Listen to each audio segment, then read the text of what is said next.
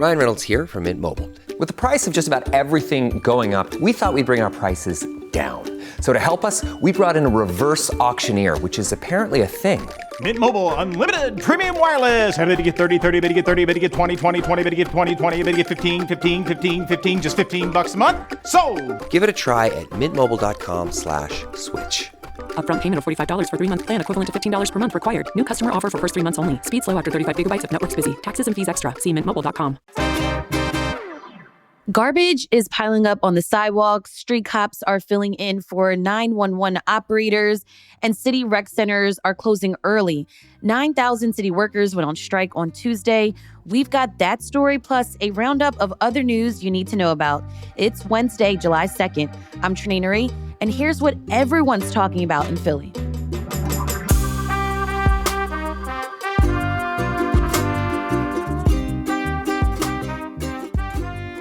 Joining me is executive producer Matt Katz and producer Abby Fritz. Hey, y'all. What's going on, guys? Good morning.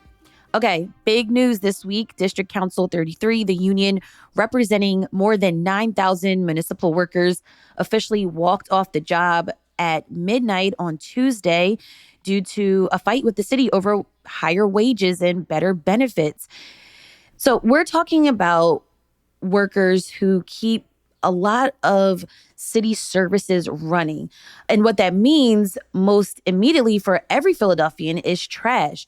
Residential trash and recycling pickup is suspended citywide. But these workers also include 911 operators, correctional officers, water treatment plant operators, and even crossing guards who are out on the streets during summer school. This is a major deal, guys. I mean, the contract expired June 30th. The mayor and the union were unable to come to terms on a new contract. So this union walked off the job at 12:01 a.m. Basically, this is about wages, as it usually is. The latest reporting we saw from the Inquirer was that Mayor Parker was offering a 3-year deal to these 9,000 workers, which would have involved raises of 2.75% in the first year and then 3% each of the next 2 years. The union, though, District Council 33, they were looking for 4 years of 8% raises each year. That number seemed to go down to 5% each year over 4 years. So whatever the numbers are, they are still clearly too far apart to make a deal. And the result is that we are in this situation, and we haven't seen this in the city since 1986. There was an infamous strike in 1986 of the same union. They called it the garbage strike because for weeks trash piled up because sanitation workers weren't on the job. Yeah, so Mayor Parker held a press conference on Monday about how the city would respond to a District 33 strike. Here's what we learned. Yeah, so at the press conference, Mayor Cherelle Parker said that a bunch of city services would be impacted. Trenae, you mentioned the trash. So there is 63 temporary drop-off locations across the city. I was looking at the website and I was a little confused when trying to figure out where I need to drop off my trash because my trash day was on Tuesday. So I did not get my trash picked up. Yeah, I'm in a similar situation. I'm a Tuesday trash pickup, and to make things worse, the renters next door moved out. So all of their stuff, including an old rug, is out on my sidewalk. And then it rained, right? So everything's wet. So all the people on my block kept their trash out last night. It's all wet. And then it's going to be hot as hell. I was just going to say that. Water bugs, rats, mice, cockroaches. And the stink. Oh, yeah, and the smell. I forgot about that. And then, Abby, with these trash pickup sites, like what are you supposed to do? Like call an Uber and throw your kitchen bags of your trash bags from your kitchen in the trunk? Truly, I don't even know how this is going to work. At the press conference, they were encouraging people to help out their neighbors. If you know you have some elderly folks on the street, offer to take their trash. If you have a car, you have means of getting there. You're also only meant to bring your trash on your designated trash day. So for folks that had a Tuesday trash day, that didn't start till after 5 p.m. So, You'd have to go after then to drop off your trash. And also, they don't accept recycling. So if you have recycling, you have to hold on to it until this is resolved. There's a lot going on here. My trash day is on Monday, so I, got all the trash out. But here's something interesting. I just saw on Councilmember Young Jr.'s Instagram page, there's no drop-offs on 4th of July. Oh, my God. When people are going to be barbecuing, out and about, parties. Fireworks. It's going to be very messy, pun intended. And no shade to like how this process all works. And, again, I'm still kind of like learning, but I mean, we have work deadlines, right? And like, it's on our calendars. It's like posted. I have reminders. Why are these types of situations like, it just seems like in a matter of a few days, it's this crisis mode. Even leaders have to kind of like come up with a plan to even come up with these temporary sanitation centers. It all seems like odd to me that it's like, wasn't this on your guys' calendar? That the contract was expiring That June the contract 30th? was about to expire. And public workers operate all the time without a contract, right? So like this, it's normal for the contract to expire and then they keep working while they continue to negotiate a new contract. Maybe the city suspected that's what would happen in this case, but DC 33, the union, called their bluff and said, no, we're not making enough money. We cannot afford to live in this city. Our workers are vital to making the city operate as smoothly as it does. So you're going to pay us, and we're not going to work until you start paying us what we think is our fair wage. Some people were also pointing to the fact that the 4th of July celebrations might put some extra pressure on the city to agree with DC 33 on maybe a higher number than they would usually if there isn't these looming celebrations coming up. But so some leverage there. There's some negotiating leverage here. And it's not just trash, right? I mean, like these workers do a whole hell of a lot of jobs that aren't necessarily always visible to the average Philadelphian. Yeah, so DC 33, they have a ton of different workers in the city. Some of those people help out at the pools in the city. So before like maintenance. Yes, like maintaining the pool, things like that. So before the strike, 40 pools were open. They're going to drop that down to 25. But spray grounds are still going to be open if you need to cool down. Also, rec centers are going to remain open except for evening programs. So anything scheduled after 5, they're going to take that off the calendar. But summer camps are going to continue. That's good news. Yes. On top of the spray grounds, also cooling centers are going to remain open, which is vital right now, given the temperatures we've been seeing. Another big topic at the press conference on Monday was 911 operators. Yeah. So they are also on strike. But Mayor Parker emphasized that 911, please still call. They are going to have people there to pick up the phone. Wait times might be longer, but to not hang up the phone. Stay on. Someone will pick up eventually. That's scary. That's crazy. It's really scary. It's really deeply scary. They're going to have cops fill in these jobs. We'll have other city workers, police officers who are not part of the union to fill in some of these roles, but clearly they're not expecting to fill all these positions. And you also have people who don't do this every day. So, I mean, it is pretty scary, the 911 situation. Also, it's the summer. This is generally speaking, the most violent time in the city. And you worry about shootings and other emergencies, and there not being first responders able to be activated to get out to the scene as quickly as they normally would be able to be. Yeah, it definitely seems like a concern. But they said, please still call. That was kind of the underlying message there. This goes for both police and fire lines, they were saying. Also, the water department is going to be experiencing some delays for repairs and things of that nature, but still call. They're going to be prioritizing requests based on severity. So if you have something awful going on, someone will be there at the water department to help out. Just expect maybe longer delay times for repairs and the like. At the end of it all, they made it very clear, though. They were like, oh, Wawa Welcome to America, all 4th of July celebrations, they're going to continue as expected. And she says they won't be impacted. It's hard to, hear kind of that laundry list of things that are impacted and then say the 4th of July celebrations won't be. But seems like they have a plan in place for that. Interesting. I want to head over to Juniata Park, where our Hey Philly newsletter editor, Siani Colon, was at the corner of G Street and Ramona Avenue, just outside of the city traffic signal and sign shop where city workers make and maintain traffic signs. Here's what she got. It's a relatively chill vibe out here. There's only a handful of workers, but they're out here with their lawn chairs, under tents, got some waters to stay cool, and some music going. So it's a very relatively chill vibe, but they're strong out here and have signs posted about the strike. It's also trash day. Getting over here, I passed a few residential blocks where the trash is out in the curb. It appears some neighbors got the message and others didn't. That trash will not be picked up during this strike.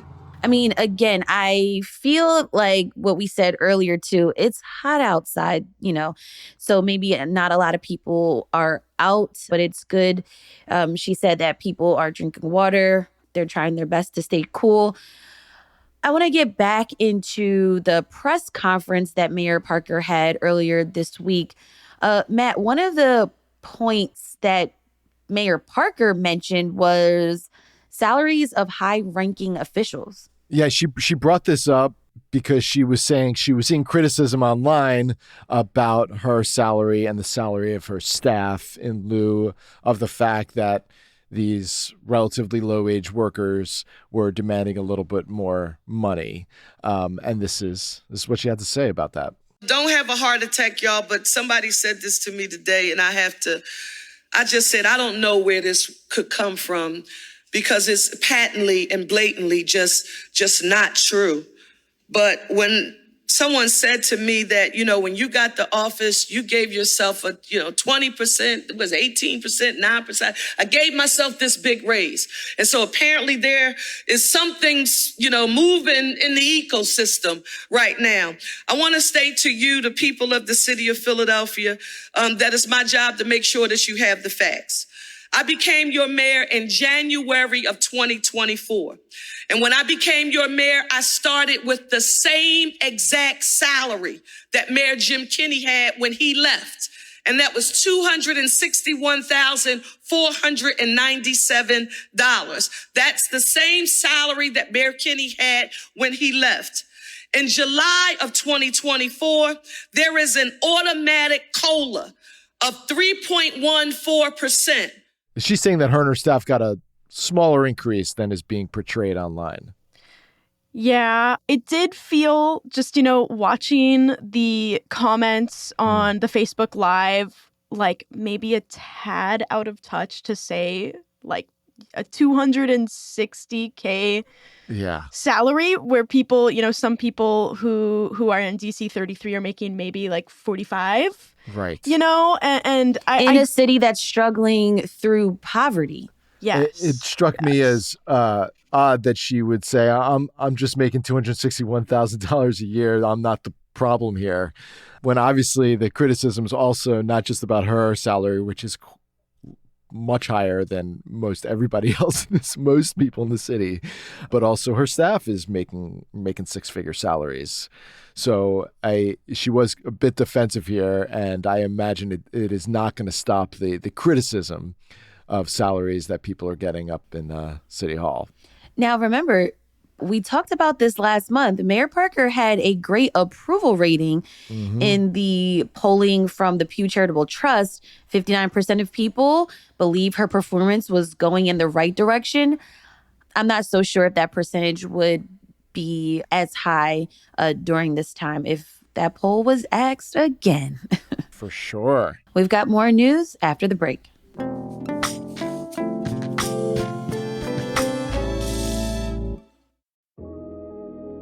We all know Philadelphia is a revolutionary city, full of American firsts. But did you know that Philly is home to America's first penitentiary? It started as a bold 19th century experiment to reimagine the criminal justice system in America. And it continues today with Eastern State. Eastern State is a nonprofit dedicated to deepening our collective understanding of the criminal justice system. On the grounds of Eastern State Penitentiary Historic Site, open to the public every day from 10 a.m. to 5 p.m., tours, exhibits, and programs illuminate the powerful history and legacy of this iconic Philadelphia landmark. And the Eastern State Center for Justice Education, a nationally recognized voice in criminal justice education, serves as a catalyst for workforce development and a connection point that provides online and in-person opportunities for engagement, dialogue, and impact. Visit easternstate.org to learn more, plan your visit, and get involved. Discover, discuss, share at Eastern State.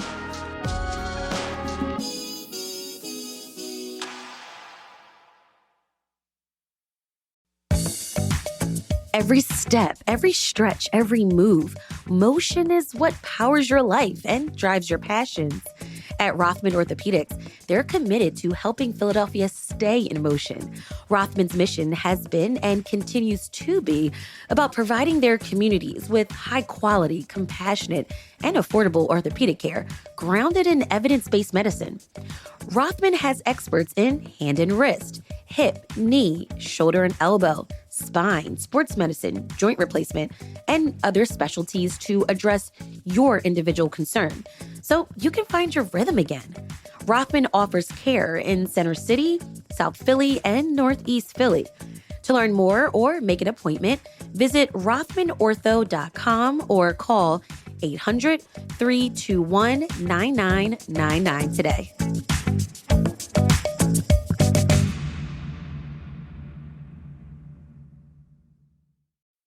Hey, CityCast Philly listeners. If you're thinking about getting a new car, now is the time, and Jeff D'Ambrosio is the place. With all the talk about tariffs and rising prices, Jeff is going all out this June with employee pricing, Jeff's exclusive discounts, and zero tariff impact on any vehicle in stock.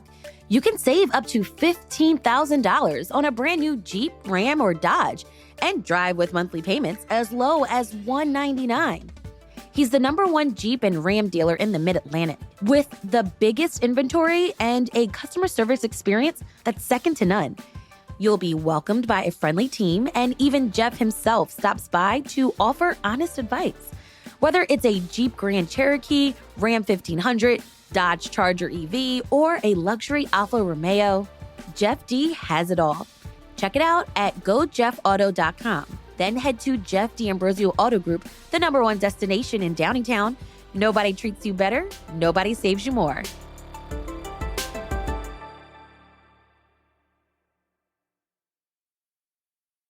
Okay, so U.S. Congressman Dwight Evans announced on Monday that he's not seeking re-election. He's represented Philly in the State House, in Congress, down in Washington for a collective 45 years.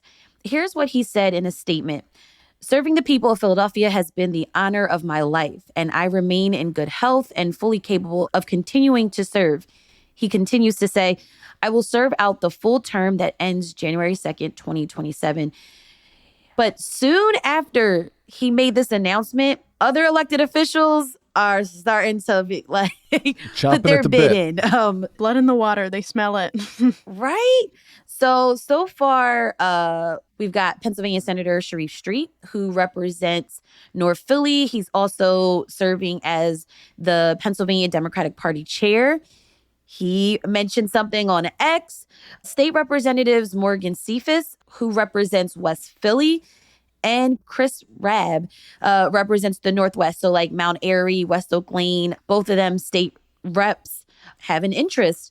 And I read in the Enquirer that 2 folks in the private sector have already filed the paperwork to put their names in the running for this seat. Robin Toldens, a former city government employee and now a real estate agent, and Dave Oxman, a physician and associate professor at Thomas Jefferson University.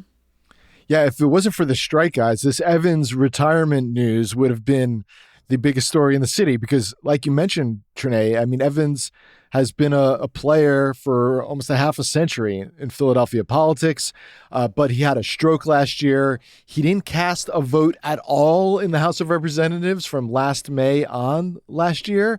He's now back. He's now back in voting, but he says he's healthy enough to serve out the rest of his term. So we will now pay attention to this primary, which is going to be, it seems like, a crowded one, and that'll be next spring in the 1st Congressional District.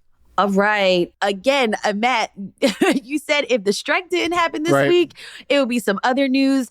Well, we got to go to Harrisburg, and our lawmakers are still trying to negotiate over the state budget, which is now delayed for a 4th time in a row. I read that in Spotlight PA, even though, they had that June 30th deadline. What's up with these deadlines and people not making them? I get in trouble if we don't make deadlines. Right. Don't they have iPhones with the little calendar app? Come on now. Okay. So we got to talk about what's at stake for Pennsylvania. We're dealing and reeling with funding over schools. We're dealing with funding with SEPTA, and also what to do about skill games that you find at gas stations or convenience stores. So here's the thing. The state has about an $11 billion budget surplus. So Democrats and Republicans are not really eye to eye on what to do with that extra money.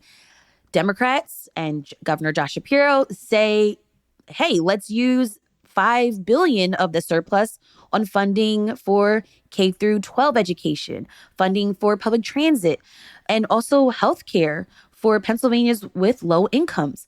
On the other hand, the Republicans who control the Senate, they want to slow down the spending of the surplus.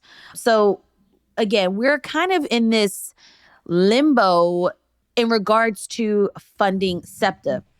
Yeah, the crisis here related to the budget is most immediately SEPTA. They will cut service by 45% beginning next month if they do not get the money they need, which is $200-something million from the state as part of this budget deal. So all eyes continue to be on Harrisburg. Like you said, they blew past their budget deadline, and we are all waiting in the city as trash piles up to see if our public transportation system is going to be really handicapped by this lack of money.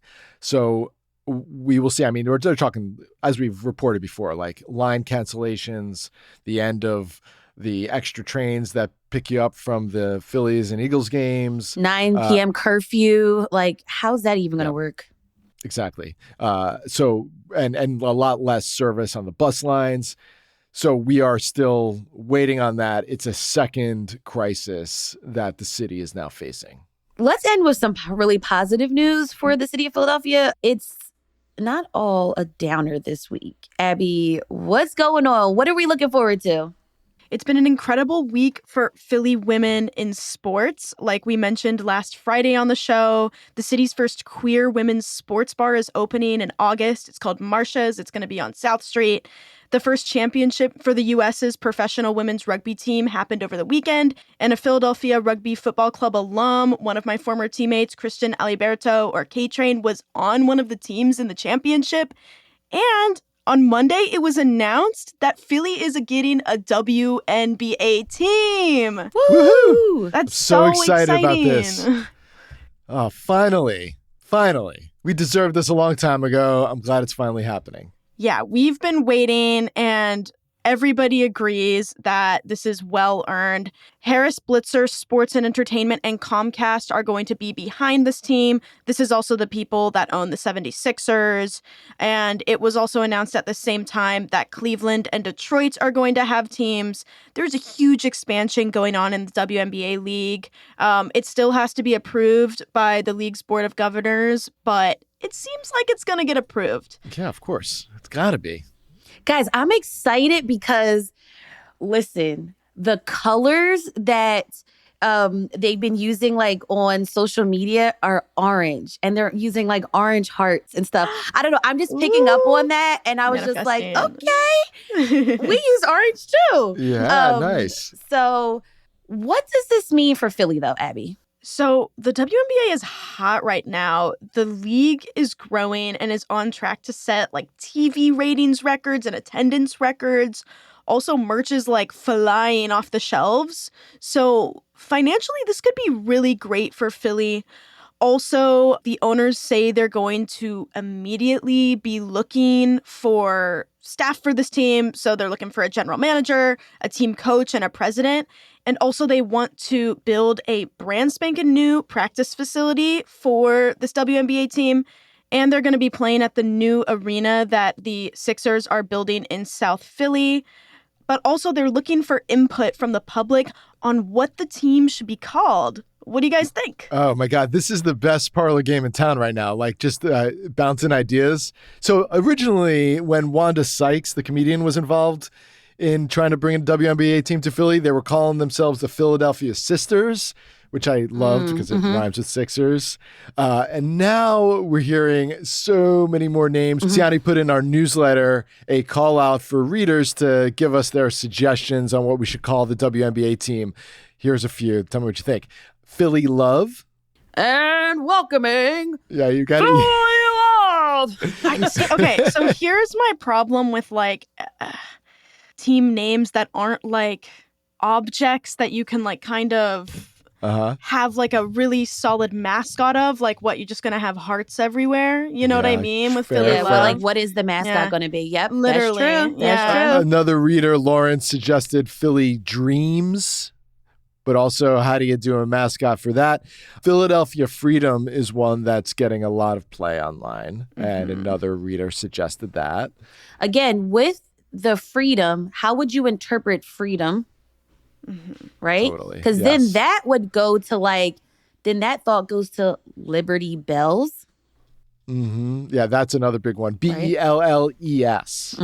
We talked about this a while back on the pod, Trenae, but Liberty Bell was actually a comic hero way back in the day about like a Philadelphia icon. And so that would be an interesting kind of like throwback and reference to Philadelphia comic history if they went with that.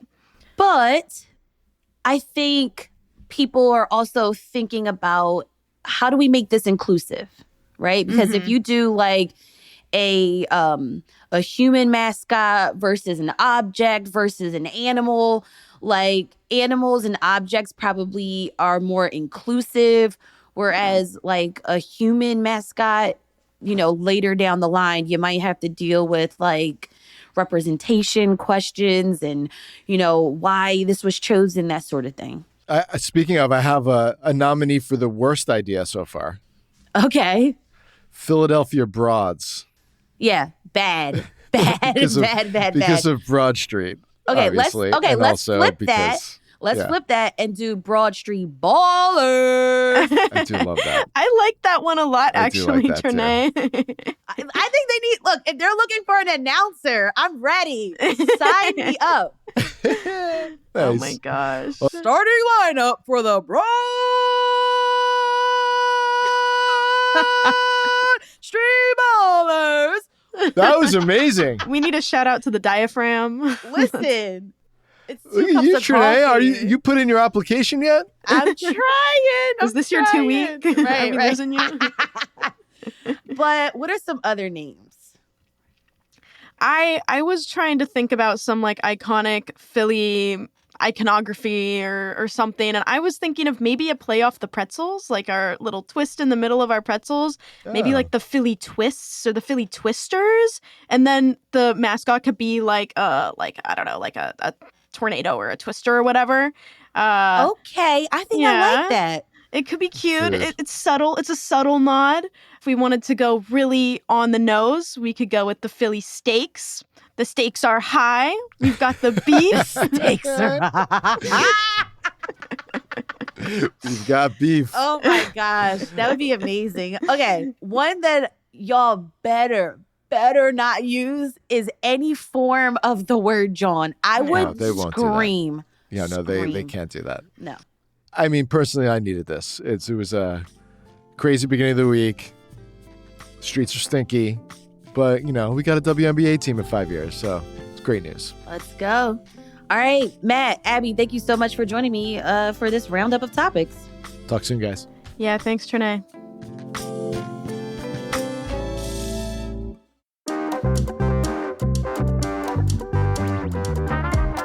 What do you think the name for the WNBA team should be? Hit us up at 215-259-8170.